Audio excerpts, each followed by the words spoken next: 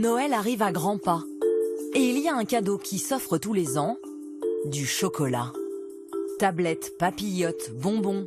Manger des chocolats, c'est un plaisir, une histoire de tradition. Merci beaucoup. On en mangerait bien 3 ou 4 à la suite sans problème. C'est vrai que quand on est gourmand, on s'éclate, c'est une merveille, c'est un régal, on n'a qu'une envie, c'est de revenir. L'histoire commence ici, dans la cave à cacao de Richard Sève. Ici, on est au cœur de l'Amérique centrale, au cœur de l'Amérique du Sud. Donc là, Il sélectionne les meilleures fèves de cacao. ici, du Venezuela, avec des fèves un petit peu différentes. Les plus rares pour faire son propre chocolat. Et on est vraiment sur le meilleur du cacao dans le monde. Il en achète près de 30 tonnes par an. Nous n'achetons que des cacaos fins, ce qu'on appelle les cacaos aromatiques. Et là, on va guillotiner la fève rapidement. Cette étape est incontournable pour contrôler la qualité du produit. On a des notes herbacées un petit peu. Et pour faire ressortir tous les arômes, les fèves de cacao vont être torréfiées. On est parti pour 25 minutes de torréfaction à 135 degrés. On la sent bien torréfiée à corps. Ces fèves sont ensuite cassées grâce à cette vieille machine. On récupère alors un premier liquide qui va être de nouveau broyé à travers ces 3 cylindres pour enfin obtenir du chocolat. Et c'est dans l'atelier que la magie opère. Ici, le chocolat se transforme en bonbons, en papillotes et en tablettes. Un savoir-faire que Richard Sève développe depuis plus de 30 ans. Tiens Camille, je te ramène encore 600 là. Il y en a encore 1500 qui vont arriver derrière là. Noël est la plus grosse période de l'année pour eux. Vous en êtes tout dans la commande là, celle qui est tombée cette nuit là, les cigares. Et là, c'est une grosse commande de ballotin là, celle-ci. Tout le monde mange du chocolat à Noël. C'est tout bon pour le praliné, là, du coup, Simon? On peut le couler? Jordi Tissot, chef chocolatier aux côtés de Richard depuis 9 ans et sur tous les fronts. On est en train de préparer les ballotins de chocolat pour Noël. Donc là, aujourd'hui, c'est un praliné noisette. On l'a caramélisé hier. Et ensuite, on va parsemer de noisettes hachées. C'est le rush. Donc là, on a pris 2 personnes en plus pour l'instant. Il y a 2 autres personnes qui doivent arriver encore demain. Les planches coulées en chocolat se succèdent. Il faut ensuite les couper avec la guitare.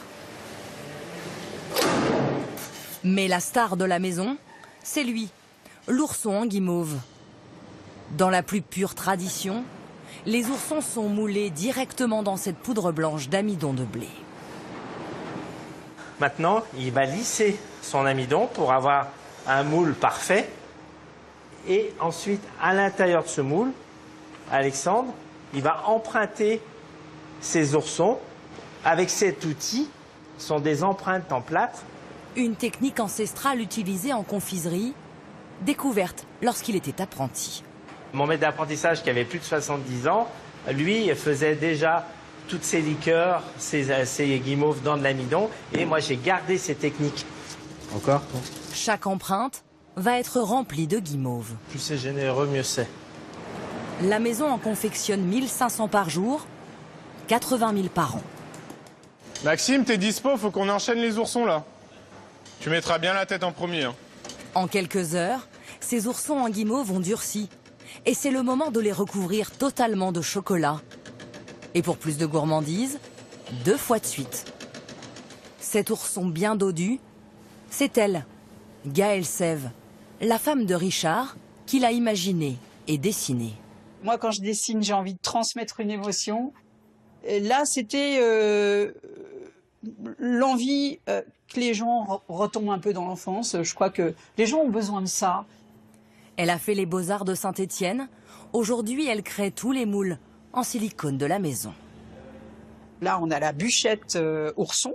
Le prototype est fait. Il nous envoie le prototype. Et après, il faut faire les essais de quantité. Le dessin structure le moule, mais il n'y a pas que le dessin. Il faut aussi la recette.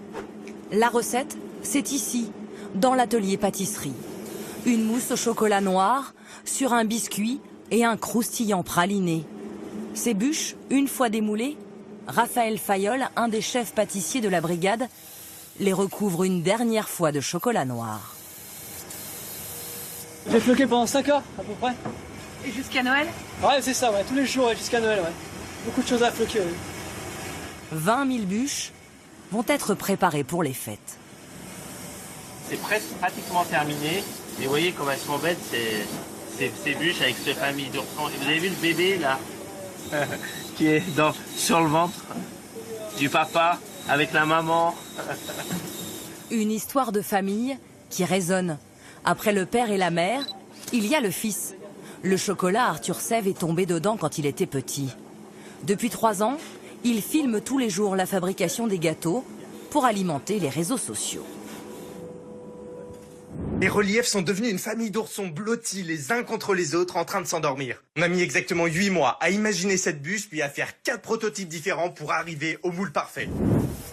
De nos jours, les gens ils veulent comprendre qu'est-ce qui se passe derrière, ils veulent comprendre d'où viennent les produits et comment on fait, quelles sont les techniques utilisées. Il y a plus d'1 million d'abonnés sur les réseaux sociaux, donc chaque jour c'est des centaines de milliers de vues. Et ça génère à la fois du trafic dans les boutiques, à la fois du trafic sur le site internet et beaucoup de questions de la part du coup des spectateurs, tous les gens qui découvrent nos vidéos. Les oursons sont maintenant prêts à rejoindre les boutiques. Ils n'attendront pas Noël pour être dégustés. Mais le 31 décembre, la galette des rois leur volera la vedette. Mais ça, c'est une autre histoire. Et si après tout ce chocolat, nous partions faire un peu